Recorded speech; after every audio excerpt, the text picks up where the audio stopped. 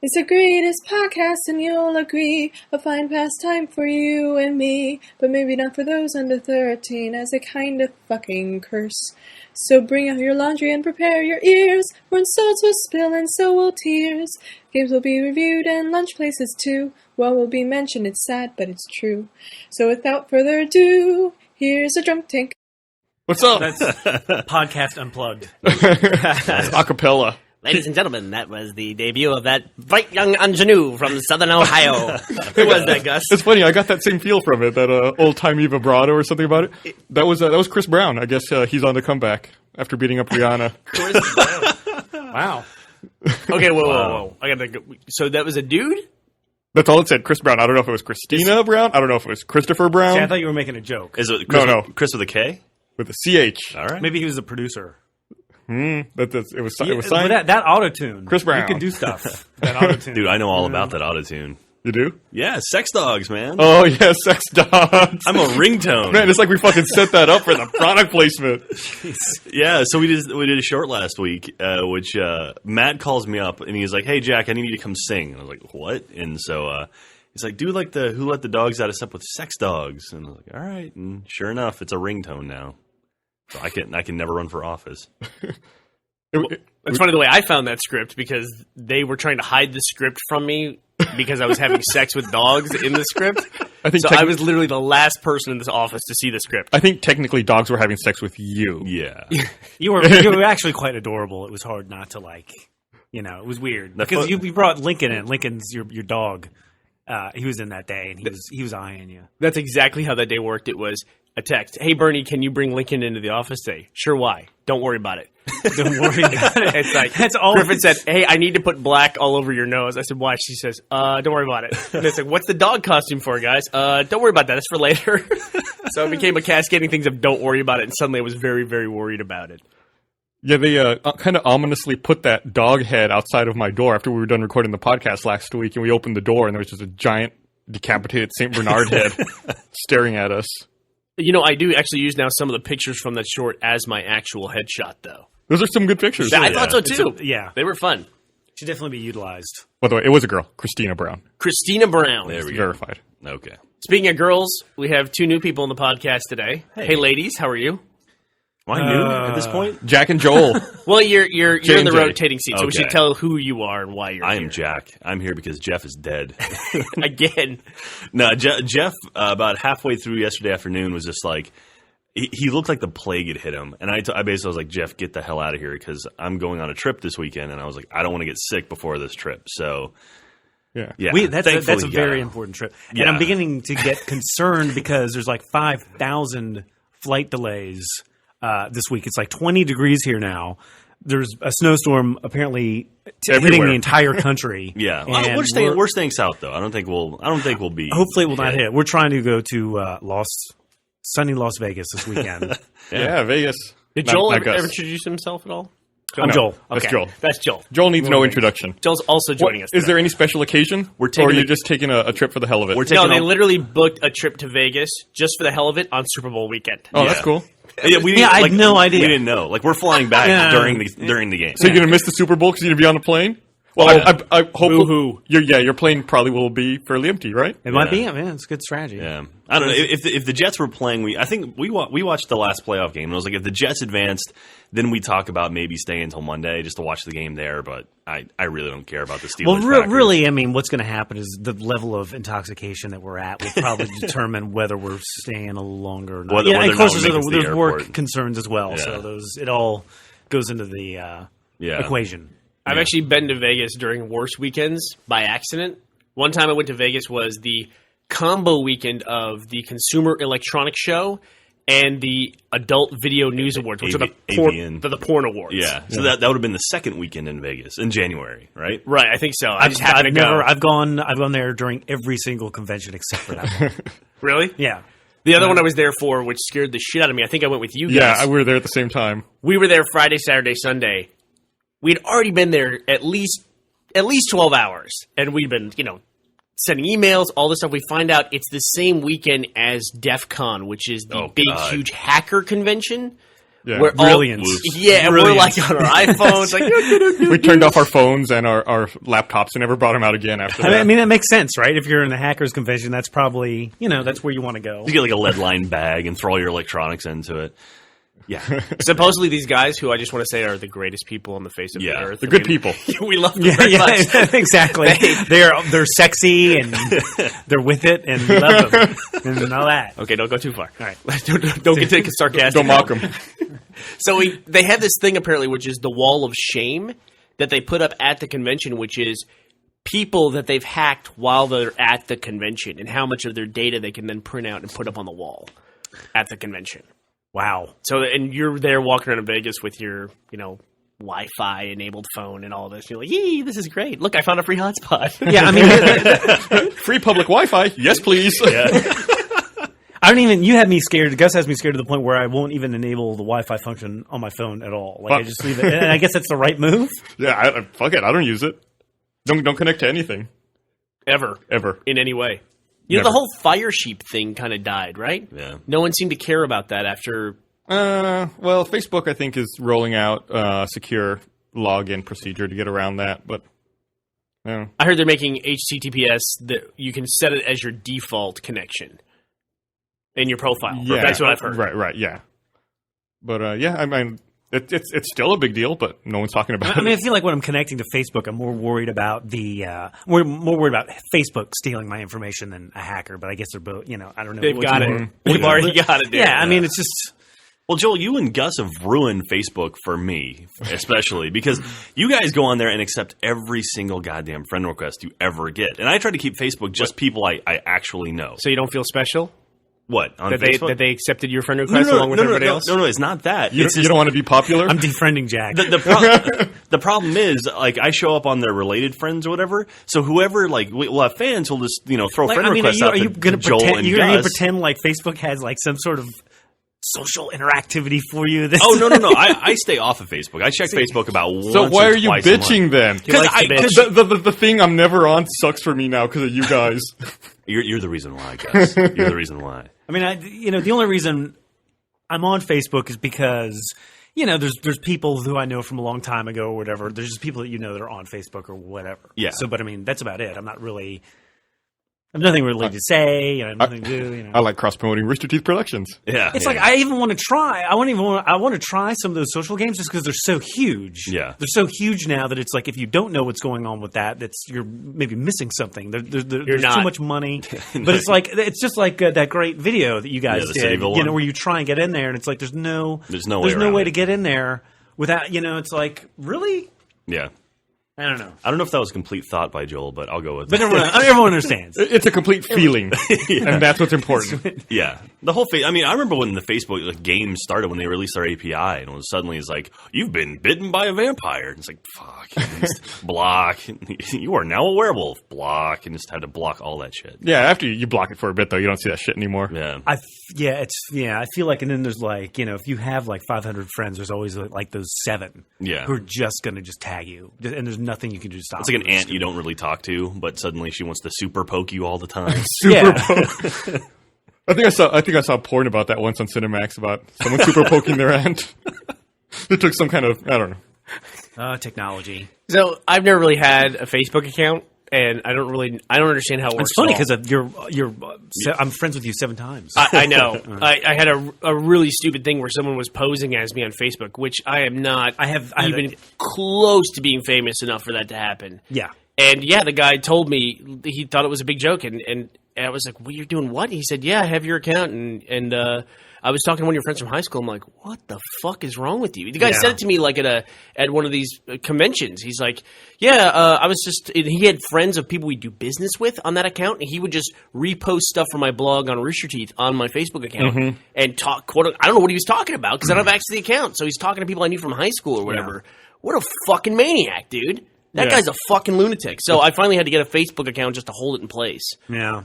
And that drives me crazy. But I don't know what that wall makes no sense to me. None of that stuff Yeah, makes any it's sense. gotten so cluttered on that site now. What was the gifting thing where people could give you gifts and stuff too? That's gone, I think. Is it? Yeah. Yeah, they gave you like a present. Yeah, or you could buy a present and give it to people, but there were some that were free that were sponsored. Yeah, Facebook's a weird thing where it's like this private company that's getting hyped like crazy, and like the Wall Street machine is basically trying to prep this thing for its IPO. And I'm telling you, a year from now, 2 years from now, Twitter, LinkedIn, Facebook, it's going to hit the market. It's going to be crazy. Yeah. I don't know how deep we want to go into it, but this isn't Goldman Sachs like pre-selling Absolutely. shares of Facebook? Absolutely. They call it like dark market or second market, where like you can invest in Facebook if you want, but it's like Facebook has no responsibility to you whatsoever. You don't get to see their financials, and you have to commit to them for like a minimum of 6 months to a year or whatever. So for them, it's great. Right. Didn't these people see the Social Network? Don't they know what happens? I mean, that's almost like that's part of the hype machine where it's just like, release a and movie. And then they were running into regulatory problems, so they're like, oh, don't worry, we won't let anyone in America do it. So it's only foreign investors who are allowed to get in on this.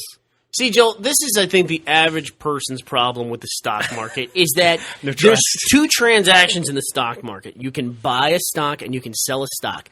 Somehow, Wall Street has turned those two very simple transactions into an infinite amount of products that makes no sense at all. Like when we had the big collapse. Well, in a way, they're a genius because what they do is they design a machine that only they understand. Right. So then when the machine breaks, the only people you can hire to fix the machine are them. Hey, and it's really like a lot of people who should be going to jail, but instead, we have to hire you to help fix this. You just described my job at this company. I was going to say, it's just like, you just described Gus's job on the website. It's just, it's unbelievable. I mean, people who saw that collapse coming were like, I see the collapse coming. They went to like a lot of the firms and like told them about it. And what did the firms do? They're like, well, we'll just make a product. We'll make insurance. They didn't even understand their own product. But we'll make insurance on our own product and sell that to you. Yeah. Like they didn't know, In case our company fails and we have no money, we'll pay you insurance based on us not having money. Brilliant. I mean, like Goldman Sachs knew, and they sold it. See, when you drag me into these conversations, it's going to get dry. But they sold it to AIG. AIG is the biggest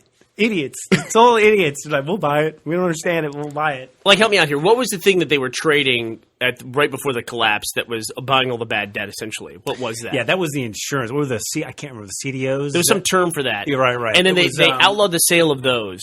Within about 2 weeks, all the companies, like they were all saying, well, we had to sell them because everyone else was selling them. We didn't have a choice. Right. We had to compete. And it's like, okay, well, then these are all legal. It's like, okay, well, we're going to introduce this new product, which is exactly the same fucking thing under a different name. And then they were all doing it again within 2 weeks.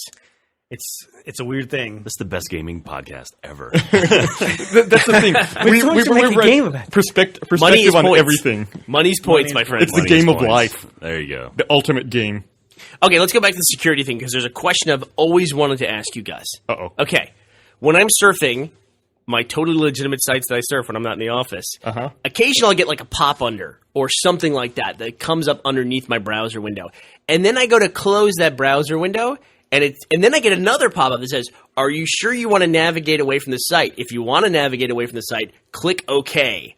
And if you don't and you want to stay in zero great deals, hit cancel. Like a dialogue message from your operating system or the browser as opposed to a website. Which is like, it looks the same as, hey, do you want to install this garbage software or this virus on your computer? Hit OK. But it just says, do you want to stay on the site? Yeah. Or it says, do you want to leave?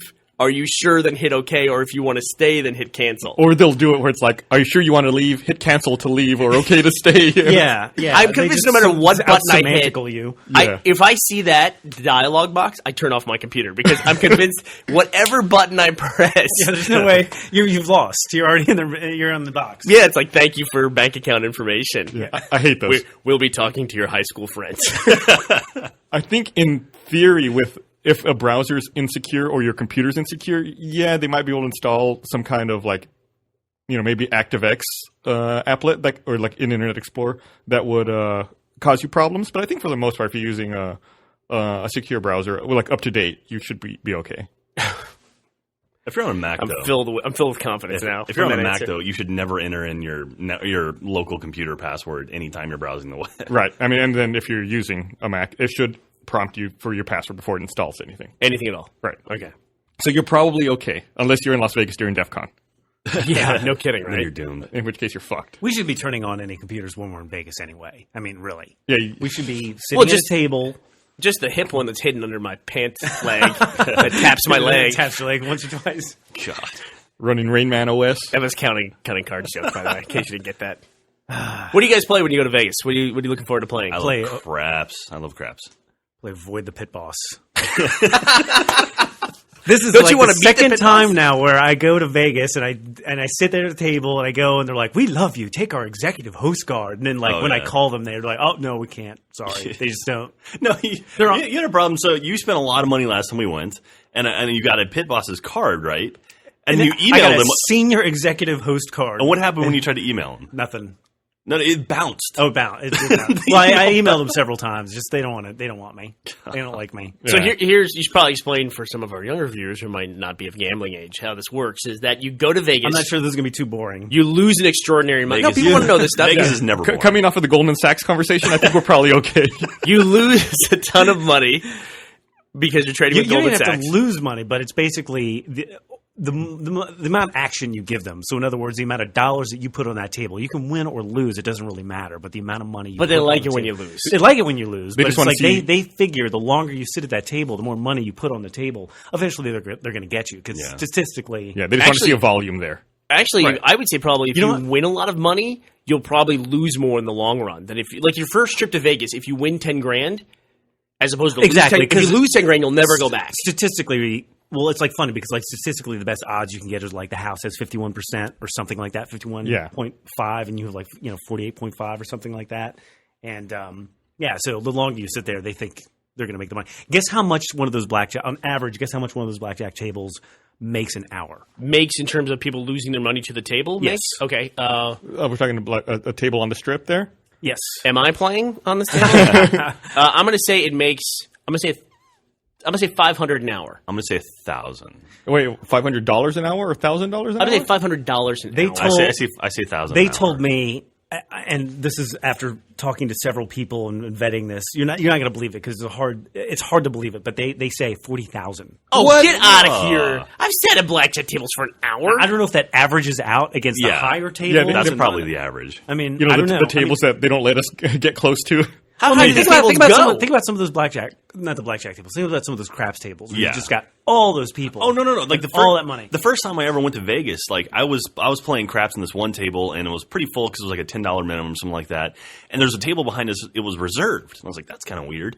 And then eventually, a guy showed up, and I looked over. This guy had brought a stack of about $250,000 worth of chips, and he was playing by himself on a craps table. And I would look over at any one point, and he'd have like $50,000 to $100,000 on the table. It's hard to watch. And it's just like I'm watching this guy's throw. It's like, oh, these chip colors I've never seen before. Yeah, like the bars. You Yeah, know, yeah. it's like why is there chips Colors you're not allowed to know the names of. Why does it have its racing stripes? I've never Why seen does that it color have before. Racing stripes. But it's like, he throws down like one chip. It's like, well, there's my entire college tuition right there. That little chip, But I mean, it's all relative, though. My $10 to me is, there's nothing like to almost him. no worse feeling when you're sitting there. It's like I've lost all this money, and then this guy's just like, oh, he just put down. Or yeah, he'll like one bet, everything that yeah, I've lost. or he'll like drop a chip, and it's like, oh, that $10,000 chip you just dropped on the floor is more than I'll ever spend in Vegas. Guys, they're trying not to embarrass me. That guy was me. Wow, I'm suddenly very impressed. I suddenly find you much more attractive than I did 2 minutes ago. But okay, overall in Vegas, are you up or down, like around the room? I only remember the ups, so I'm way up, and it's awesome. I figure I'm going to spend money, and I'm going to lose money, and I budget amount to lose every day. That's what you should do. And then I don't remember the losses because it's a trip, so it's like I'm up. Yeah, Hey, let's look at it this way. I'm down on every other trip everywhere else I've gone. I mean, look at it this That's way. a good point. That's an excellent point. I like that line of thinking. Yeah, let's say you go to Orlando, Florida. I'm and you down spend, $3,000 at Disney. You're in the hole. You're Yeah. in the hole. You're not getting out. There's no fun. There's no. Dude, the first time I ever went to Vegas, I went there for my 21st birthday. Like at midnight, I went and started gambling. It was great.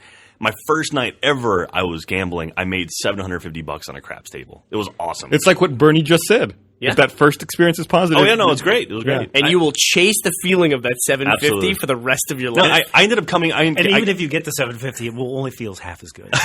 I came back from that trip up like $2,500, which Wow. is pretty awesome for a 21st birthday. Yeah, no, that's awesome. So Next Happy thing you know, birthday. you're betting $1,500. Next thing you know, you're the dude at the table next to you putting down $250,000 on a hand. there you go. Next thing after that, you're in the dark market buying Facebook pre-IPO. It's a slippery slope, my friend. Dark market sounds like a Harry Potter You're, term.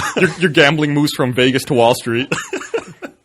I like that even Wall Street says dark market because black market is like, that's clearly illegal. This is not black. This is dark gray market. You can't see, but that doesn't mean that it's not. It just there. absorbs all the color. It's okay. I gave up on this dark market when I first heard the words after hours market. Who are the people that can trade when the market's closed? That's what I want to know. I can't walk in and go, I want to get some after hours trading. They'll go, no, you're not that guy. Yeah. You know, you got to pay a cover charge. Those are the guys who sell speakers out of the back of their car, right? No. Those are the guys that have like 18 of those guys working for them, basically. Yeah. Jesus. I had a guy knock on my door the other day selling magazines. Did you really? Yeah. I haven't had that in forever. Like Office Space? Well, like, door-to-door salesman. And he described to me the program that he was a part of. And he essentially just described to me the definition of a pyramid scheme. Yeah. And talked about how it was the greatest thing ever. And it's a young guy. And I'm like, what do I say to this guy? You know what I mean? It's like, he's working, he's trying, but it's just like, it was so clear that he was trying to move up to the next level, And then I guess he gets more thetans or whatever. And then, he was just like, I'm working here. I work for this guy. He's got 5 guys working for him. And if I get enough points, they'll move me up and they'll have 5 guys working for me. You know what's frightening about that is like a lot of charities are sort of run that way, I think. I don't know if it's right or it's wrong. Have we talked about charities on the podcast Yeah, before? we have. We did like 3 weeks ago, I think, about Bono thing? operating Well, costs. never and- mind then. No, we talked about not the pyramid scheme, though. How does it – we were talking Well, I about don't know. overhead. I don't know. I don't know if it's necessarily a pyramid scheme, but it's like the people who the people who are doing the work take such a large percentage of the money that it's. That's not always the case, but most of the time is the case. Well, it's like I feel like I could go door to door and be like, I'm collecting money for Darfur. I'm keeping 90% of the money you give me, and maybe passing on 10. Were you in the Boy Scouts? I was. I was in the Boy Scouts, too. Anybody else? Jack? I was. Were you in the Boy Scouts? Okay. That's why I'm prepared. We did not sell cookies. We didn't, right? We didn't sell cookies. No. We had a popcorn fundraiser when I was in the Boy Scouts. I probably sold like 5 tins of popcorn. And it wasn't even that big. I'm not really sure if all Boy Scouts did that. Did you ever do that? I never did that, no. I can't remember, but I don't think I did. Yeah. But we were never strapped for cash as the Boy Scouts. We still got our uniforms. We still went camping and all that stuff. Well, Where the fuck does all that cookie money go for the Girl Scouts? Because they're not doing anything different than the Boy Scouts. But they generate a fuck ton of money from those cookies. I mean, Where does they've that got go? like cultural guilt engineered into America where it's like a little girl shows up at your door saying, I'm selling cookies. Well, you have to buy them. You do. You pretty much do. I mean, somebody's going to figure out a way to get how to train. That's a business model. They're going to train puppies to sell cookies, then you're doomed. Yeah. I mean, that's the Girl It Scouts just are out of shows up. business. It's got like a box, got a box. and a collar. It's that high. He's got like a roll of Thin Mints under his neck. buy this so I can eat tonight. That'd be great. That'd be a great thing where you send a hungry dog to the door with a box of milk bones. The person has to buy the box of milk bones to feed to the dog. It's like the perfect system. You'd make billions. But I really want to know, where does all the Girl Scout cookie money go? I never thought of it that way. I don't know. Who's making that money? Somebody's making that money. The Girl Scouts Well, aren't getting somewhere. a commission, are they? I don't think so. I can't remember. When you joined the Boy Scouts, you have to pay. Did you have to pay? You have to buy your uniform. I know that. And I think there is a yearly dues. Yeah, I guess. That sounds right. I remember dues. Now that I said that word, it might have been like every meeting thing you had to take. I remember paying like dues, but I think it was like to join the Boy Scouts like $50 a year. Yeah, it was like $40 $2 a meeting or something. Yeah. Of course, that was during the Depression, so that was a long time ago. Yeah, we're also that was many years ago. We also had to train with a rifle, just in case Hitler invaded. That's right. The National Guard was deployed in Europe at the time, and we were maintaining border security. Please tell me, in the Boy Scouts, they're still shooting off rifles. Please tell me. I never shot a No. rifle in the Boy Scouts. No, yeah, we had the rifle training. They've added things, but I don't think they've taken away too many things. Isn't there an internet badge now? Yeah, I think there is an internet badge. Wow, internet badge. You have to download it. It's digital. You put it on your e-vest. What do you do? What do you have to do? We should look that up. We have to find out what you have to do. Yeah, look to it get up. the internet badge. Troll 4chan. You have to go to DEF CON. I feel like pedophiles are on the other side of that for some reason. What they really petitioned to have that internet badge added. Internet scouting service. Also, I never hear about the Girl Scouts outside of the cookie sales. Yeah, what are they doing the rest of the time? I think they're just gearing up for cookie sales. That's it. Yeah, right? I guess they're making cookies. That would be my guess. Somebody's got to make all those damn Giant things. cookie factories where all the Girl right. Scouts go. That's I right. always feel compelled to explain things to our international viewers, too, if they don't know what a Girl Scout is or what Girl Scout cookies are. Well, they're missing out. But there's this cult in America called the Girl Scouts, and they all dress in green, and they're young. That's why so you can't see them They're- until they're on top of you with a box of cookies. You don't know. Dude, I can't. I don't want to say no. They hang outside the grocery store. You're like Girl Scout, like you're in suburban, like you're. I am. Yeah. They're everywhere. They have high density in my area, and they're just little girls like 6 to 10 years old, and they sell either cookies door to door, or now what they do is they camp outside of retail places all day and with a card table. These two girls. And like, we want to buy some cookies. You're like, buy some I mean, $3 for like 10 cookies. What is it? It's like a roll. It's $3.50. Yeah. I'm like a lone dude doing my lone dude thing, going to Vegas or whatever. I like to think that I'm almost as far away from the Girl Scouts as someone could be, but their reach. It doesn't matter. There's always someone who knows someone. Like, I don't actually see the Girl Scouts, but they have, like, these adults that they use. And they come and they're like, listen, my uncle's niece's daughter, whatever. And, like, here's a form. And, like, Yeah. they get to you. They're like, Yeah, remember they'll- when we watched your dog that one time? Hey, we're selling cookies. Yeah. They get to you. Yeah. So, I mean, there's nowhere they don't reach. The Boy Scout Internet Badge has many requirements, most of which are really basic and stupid, like find out what ISP you have at home and stuff like that. That's cool though. One of them is explain what a web browser is. For example, Netscape Navigator, Microsoft Internet Explorer, Opera, Amaya, or Lynx. Wow. That's Someone's, sounds like the little not up to date, maybe? Yeah. Well, they're just missing Safari and Chrome in there, you know. Which who uses those? Honestly, Firefox. they said for And they have example. Netscape Navigator. And Lynx? Who the fuck knows what Lynx is? I do. I bet you guys don't. I don't remember. Like, Is that a It's a Linux text. It's a thing? text-based Unix web browser. Okay, Oh, listen, dude. Jesus. The guy who designed that requirement is a dude, a grown man who works at Boy Scouts of America. He probably uses links every day. Maybe. I would imagine so. on his dial-up. Awful. No offense to the guys at the Boy Scouts who use links every day. Learn about online safety. Online safety. Using the web for scouting. Your how do own you use your webpage. computer to start a fire? Rules in case you need it. How to frighten a bear using computer.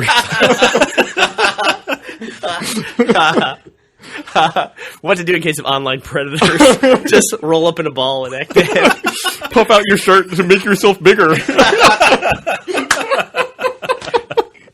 But here's how a conversation, like Joel's right. Here's an actual conversation I had this year. I think Girl Scout cookies are now twice a year too. I think they've moved it up, or like they're shortening the window for sure. But Griffin came to me and she said, "Hey, do you want to buy some Girl Scout cookies for Millie?" Or she said like that. It was for Millie, and I said, "Oh, I said yeah, I guess yeah, I'll buy some Girl Scout cookies." She goes, "How many do you want?" I go, 5 boxes, I guess. I go, is Millie even? She's in the Girl Scouts The now? question's like, what is the minimum amount of boxes I can purchase with guilt free? Like, is it 5? What are units of guilt? exactly right. Like, is it 5 now, or is inflation maybe 10? It's You don't know. It's exactly the same as buying a birthday gift for a coworker. Essentially, how low can I go and get away and not seem like a jackass?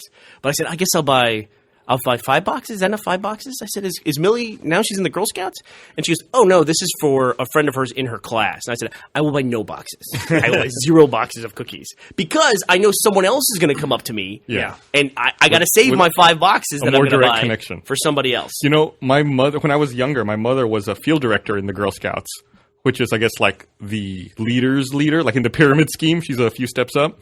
And every year at Girl Scout cookie time, this giant 18-wheeler with the Girl Scout logo on the side of it would come to our house and unload all the cookies that every Girl Scout in like the surrounding counties had sold. Oh my So our God. house would be filled with fucking cookies that I couldn't eat. Oh, And when you're like 13 years old and you that's see a like hard burden to bear. 2 tons of cookies that you can't touch, it's fucking frustrating. So I buy all the cookies now. nice. Except to make up for it. Yeah. Except for whoever's going to email me now and ask me to buy cookies. I'm not buying your cookies. I know there's some things you have to do as an adult. My entire freshman year of college, I ate ice cream for breakfast every day because I could. Yeah. Why not? Yeah, I think that's the backfire of like when parents are like, "No, you can't have this, you can't have that." There is a repercussion for that. You know, I remember being a kid not being able to get all the video games I wanted. Now it's like, well, now I'm just going to fucking buy them and not ever open them. I'm just going to put them on the shelf. It's true. I mean, it's just like, I'll show them. yeah, I'll show them, but it's Yeah. See, I didn't waste my youth, but I wasted my money when I was an adult. Take that, parents. So I saw an interesting, well, I thought it was interesting discussion on Kotaku this morning where they were asking people, talking about video games, they were asking people, when you buy the collector's, or if you buy the collector's edition of a video game, do you prefer like a physical thing to come with the collector's edition, or do you prefer like an in-game add-on for the collector's edition? That's a great question. And I don't know about you guys, but I prefer the in-game stuff. I hate finding a place for these physical things. Like, Modern Warfare had the fucking night vision goggles, which I'd never use. Yeah, but if you have like a better gun in the game... Were there results on that? No, it's just an open discussion, like an open comments thread. I can already tell you what people in this room will say. Jack will want the physical item. That's right? correct. Yep. He likes the what they call a tchotchke. Yeah. Only specific ones, though. Not like I've got my Rockstar keychain I got from Grand Theft Auto 4 when I bought the collector's edition of that. I still have that on me right now. For a lot of people, they will eventually hit a point in their life where they will go, you know what? I do not want stuff. Yeah. I don't want stuff. And I've hit that point in my life where it's just like I'm doing everything to like not have stuff, as minimal as possible. But like I don't know. You come from like I don't know if you're going to hit. I don't know if that's your thing. I mean, you may just want stuff. But it seems like a lot of times like this stuff is almost makes you better in the game. Like when Bad Company 2 came out, if you pre-ordered, didn't you get like a gun that would take you a lot longer to unlock otherwise? It was the M1A1, if I recall. Oh no, that was correctly. World at War. That was World at War. And, I stand by my statement. I'll always go for that. I love you that like jump stuff. in and you're instantly better than all the other people you're playing with. Yeah, well, I mean, yeah, absolutely. I always prefer the digital add-on stuff just because it's like... But that stuff, especially the multiplayer stuff, it lasts for about a day, and that's when it takes everyone else to catch up to you. Maybe. So That's it's really true. good. That's true. Whereas the stuff lasts the rest of your life. But then there's some single player stuff like in Mass Effect 2. You got yeah. armor Yeah. and weapons that help you throughout the campaign. That's the funny thing because I think a lot of times it depends, right? I mean, I remember the Halo helmet. The Halo helmet was cool. Yeah. So I actually have a flaming Halo helmet from the DLC pre-order. also cool. Yeah, and people have now been asking me how it's on my avatar. You had a flaming helmet if you bought it. The Legendary Edition, you had a flaming helmet in the game, which you still have to this day. But now my avatar, my Xbox Live avatar, has a flaming helmet. Yeah, I've people seen are that. constantly asking me how to do it, but they can't get it. It kind of sucks when you see something like, "Oh, I want that." It's like, well, you need to go back in time to 30 days before the DLC came out, and then you can get it.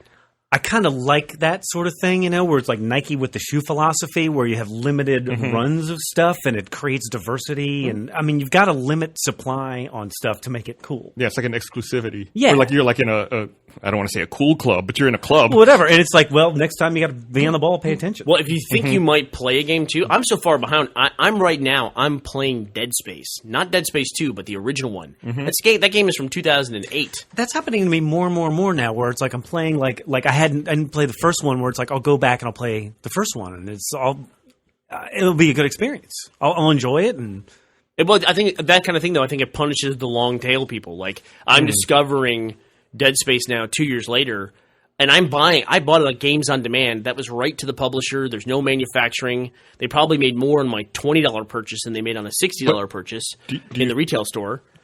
I should get that bonus, I think, at that point. Do you think that they're trying to copy like the movie philosophy where they want a big opening weekend and as many front-loaded numbers as they can to then fund development of sequels down the road?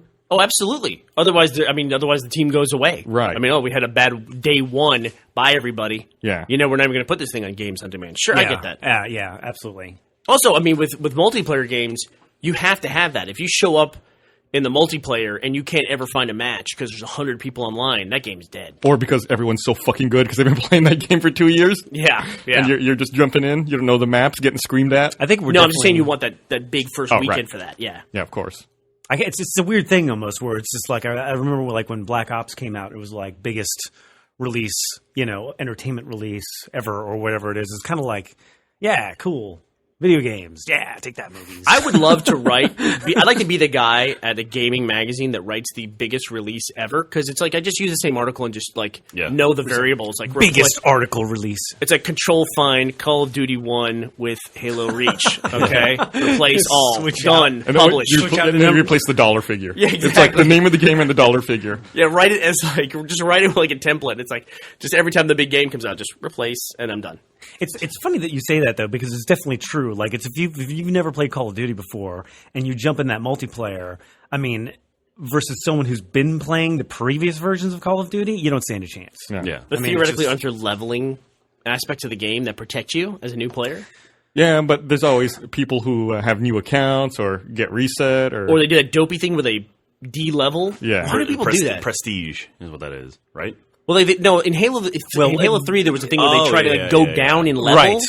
Right, Like a 50 would try to get down to level 1. Right, you can't do that in Call of Duty because once you reach a level, there's no going down. Okay. And when you prestige, and I'm at level 50, so I'm almost there. But I mean, you're basically level 51. Oh, it's okay. not like you're not like taking on level 1. Oh, okay. So you're like star 1 or whatever. Yeah, I think basically all it does is takes away all the guns, and you just kind of have to start over all the abilities or whatever. Okay. But it's still matching you, against people who are 50s and 51s, I believe. It does seem like that's fundamentally wrong, that a character who is a higher level, who then has more game time, would have access to better weapons. Well, again, I think if when you get to prestige, can't even say it now, you lose all the weapons, you lose all those bonuses or whatever. Okay. So to some extent, it's like, okay, well, if you're this good, now you're... But even like level 30s versus level 45s, I mean, it's the level 45s are playing a lot longer than the level 30. Yeah, but And he's got better weapons and everything if else. they die, you can pick up those weapons. Okay. I mean, And clearly also it to works. some Yeah. extent, I mean, I don't know if better is the right... They're all different in different functionalities, just like which weapon works best for you. Yeah, I guess it is you know? situational. You build loadouts and choose what you want to use. Yeah. And- I still Julius, you sounded like an to me- after-school special right there. I still love Battlefield Bad Company 2 the best. That's probably my favorite multiplayer I've played on Xbox. Great game. To me, the biggest single advantage a multiplayer person can have in any game is knowledge of the map. Yeah, The absolutely. more knowledgeable you are about the map, that's the biggest advantage, I think. Yeah, that's a good point. I mean, It's hard to separate knowledge of the map with experience playing on the map, though, too. I mean, Yeah. They kind of go hand in hand, I think. there's that fun first experience, no matter what map it is, where you just can't figure it out. You know, Yeah. it's like, So how did they get up there? Yeah. yeah. Like, how did he shoot me from that But that's spot? that's some of the cool. That's Yeah. part of the coolness of it to me is like, okay, let's figure it out. I'm kind of surprised though that the Battlefield technique or the style of sort of loadouts and stuff hasn't really kind of expanded out to other games yet. Reach has it. Not really. Like there's not like a medic class in Reach. Yeah, there is. Is there? Yeah, you have your drop shield Yeah. that heals people. I guess so, but I don't know. But I like the idea of being able to revive people and it's like specific stuff.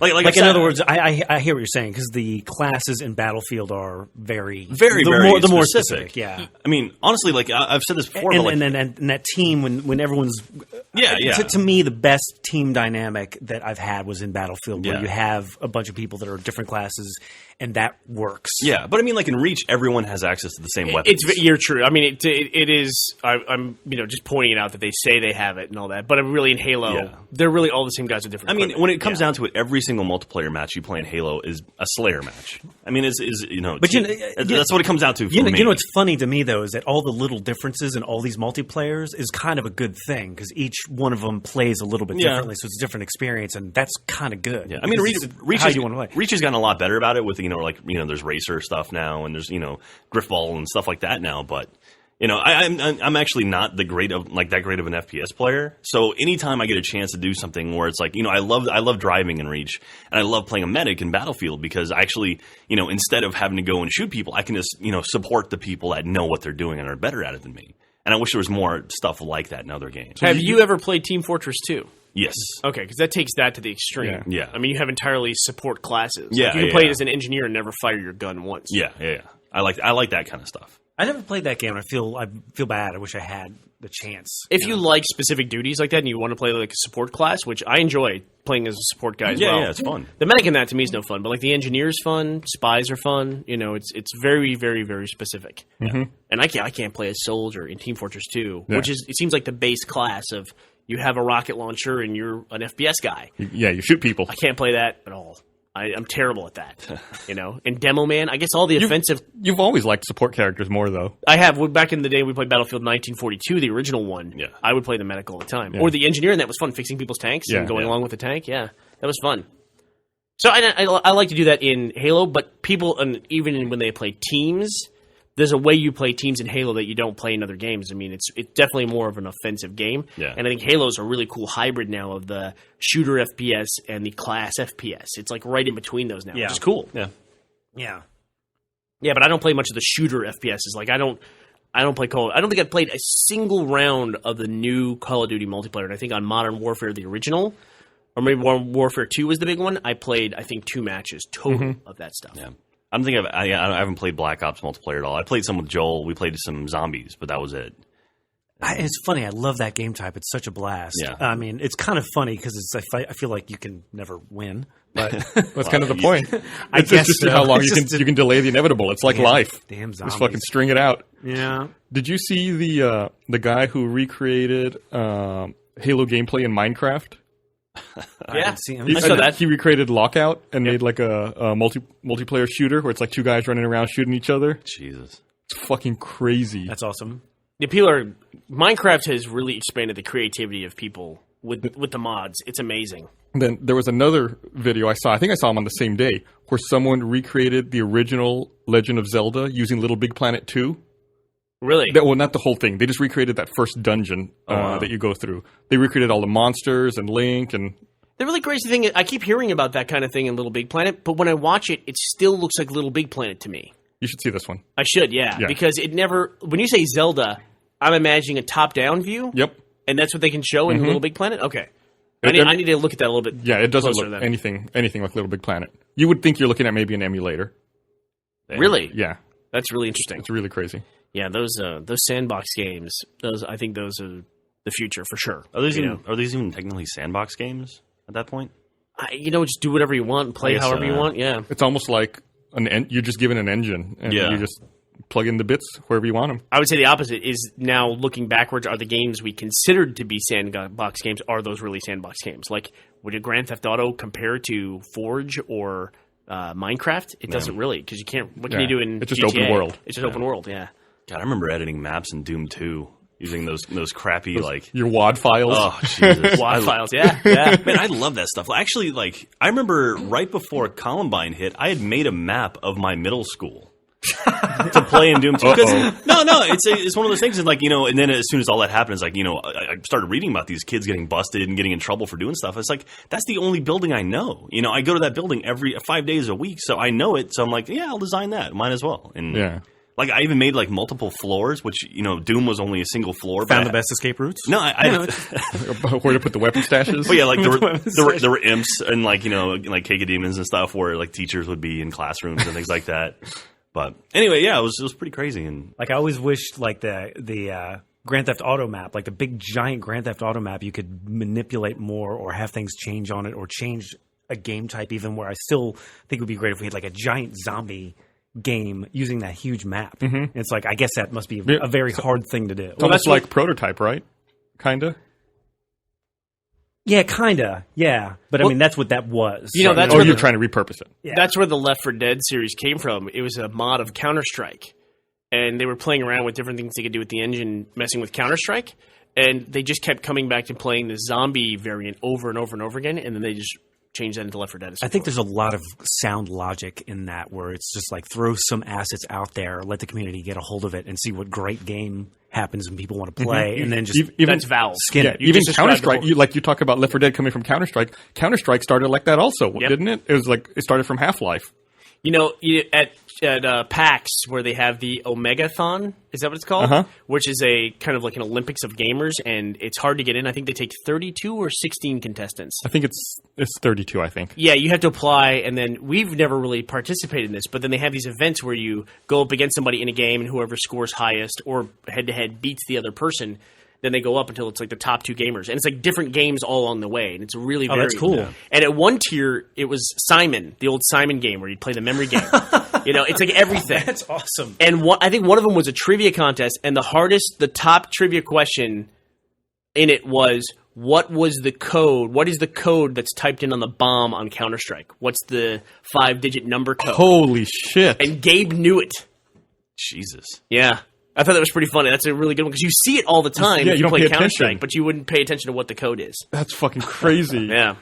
Yeah, but that's what Valve does. I mean, Team Fortress 2, Team Fortress was a really, honestly, a horrible game. If you look at the original one, and Team Fortress 2, they adopted that style, the new style for it, the visual aesthetic, and it's now a phenomenon, that game. I mean, we don't even really feel it because we're more console gamers. On the PC, that game is huge. Yeah. Absolutely huge. Enormous community behind it. It's funny. I love PC gaming when it works, but it's takes so much. I feel like it takes so much time and effort to get myself in a position where it works. It's just I don't want to. Yeah, I was talking to a friend of mine the other day, and he was talking about how he's playing all these PC games and how I should get back into it. Then he's like, yeah, I only had a little bit of trouble. My Crossfire video cards were acting up, and I guess I was getting a lot of screen tearing. And it's like I uninstalled the drivers, reinstalled them, spent like half the day, and I finally got it working. I was like, yeah, you just reminded me why I don't do that anymore. It's funny because a lot of people, I think back in the day, got their start in computer technology through like, I have to change my video card. Yeah. And that's how it starts. Yeah. And just What I found with PC games, what I would always do is I would load the game up, like Crisis or something like that, and I'd load it up. I go, wow, this is really cool. Look how beautiful this is. Okay, let's change all the settings to the lowest setting because I'm not going to notice all this stuff after 5 minutes of playing the game. So let's just get to the game and turn all the other stuff down, just so I can play. Yeah, I would. I have no problems unless it's like an RTS and it actually physically reduces my real estate that I can see on screen. I have no problem lowering it always the graphics. Drove me crazy. Like I always wanted to ramp it up as high as I could, and if I couldn't, then it's like I'm missing out. Yeah, then you got to spend a lot of money for a new video card, a new computer. Have you guys seen the new TVs that are out, like the 3D TVs and the LED TVs that have this motion correction built into them? I hate it. No. A lot of people feel like it almost looks like it interpolates frames between the frames, and it kind of like takes your frame rate up to 59.97. Yeah. And so a lot of people don't like it because it makes everything kind of look like video. It's like super crisp. Yeah. And like a shutter rate's higher. It's really strange effect. You can come to my house. Oh, is it like the 120 hertz TV? Yeah. Exactly. I think mine's a 240 hertz actually. Oh, yeah, because it's doing two different signals for the 3D. So it's two 120 signals that come into a 240. And my wife immediately saw it and hated it. Somebody described it really well. They said it makes everything look like a Spanish soap opera. And I thought that's a really good description of the look. I saw one of those then. I saw Avatar. They were playing it at like a Best Buy or something, and I was like, something looks different with this. It looks, like you said, it looks like a Spanish soap opera. Yep. Yeah, like certain visual effects utterly fall apart when Yeah. you increase like frame rate and megahertz. It seems like I saw Spider-Man or whatever. It was so crisp. It didn't look real at all. It looked not good. The tap dancing sequence down the sidewalk was horrible. There's something about the human eye where it's like if you're looking at something with the human eye, something's going to be out of focus somewhere, Right. And it's like if you're looking at a screen where it's a giant city vista and everything is perfectly crisp, it doesn't ring true. I think, Yeah. Now, have you played any video games with that on? Yeah, I was going to say. So that's where I was headed with this. So I played Halo Reach with that setting on. That was bizarre. I mean, it was like you would turn to your left and there would be no blur because it would interpolate all that. So it's like a perfect turn. I can't even describe it. And it felt like we never do machinima on PCs because the mouse look is so much different than the controller look because it's not quite even. But there's something more to it, too. It's like everything is too clear the entire time you're turning. And to see that on like Halo and in a console game, it's really strange, man. It's really strange. So I had to turn all that stuff off. Yeah, that's crazy. I don't think I would like that. You know who does? You know who does really like that and who cries out all the time about the frame rates of the average movie-going experience is James Cameron. He likes 3D a lot. I've heard him talk about this, but it's really the frame rate. He's trying to move to a higher frame rate. He's trying to move like a 60 frame per second standard for movie theaters because he hates motion. He hates the normal blur you get from just panning. Huh, interesting. There's a term for it, like stereoscopic something or other, but I forget what it is right now. He probably made the word up. If it makes you feel any better. Probably trademark. Yeah, he's got so much money. You owe him $5 right now. He adds him into the dictionary. You have to watch out the guy that amount of money too, because he's like, I'm just gonna build my own theaters.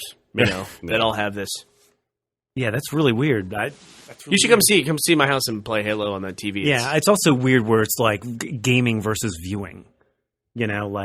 Passive versus active. Yeah, exactly. So I don't know. But what you were saying about the cityscape as well is that I hate when they force a depth of field on you.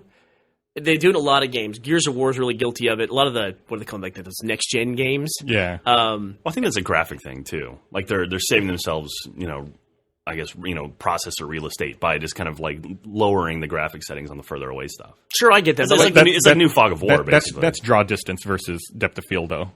You're talking about sometimes draw they do it distance. for an aesthetic. And if, like, I'm looking at a character in the screen, like, if this is truly interactive, if I'm looking at my guy in Grand Theft Auto and I want to look down the street, I can focus down the street if I want to in real life. Yeah. I don't look down the street and it's blurry and I go, I got to walk down so it's not blurry. That's not the same effect. In a movie, it's a narrative. You're showing people what you want them to see. Yeah. Yeah. Interactive, supposedly you're showing them what they want to see. And depth of field just, to me, does not work in video games. Yeah, Are you bothered by the infinite focal distance of Halo? Does that bother you? No. Yeah, Yeah, and I'm assuming I- Call of Duty has the same infinite Yeah. focal. I don't length. know that there's any way they could solve that without having like software track your eye to see where Right. you're looking on the TV to then determine what should be in focus and what should be out of focus. That'd be weird, right? Yeah, so your TV would. It's almost like.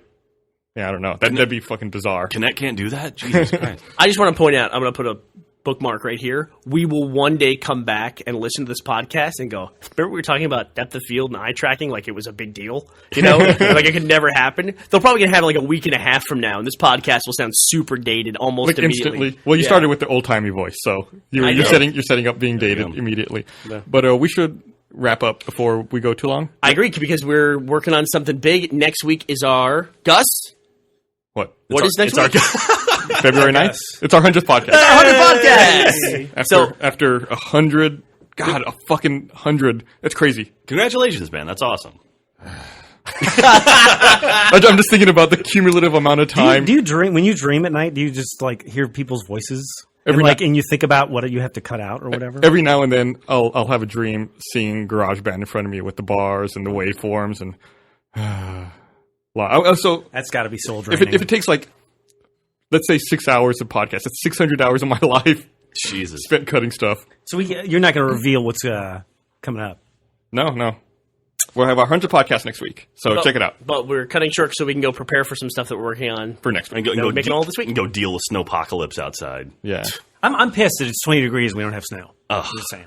Sucks. All right. Well, thanks for listening. Bye, everybody.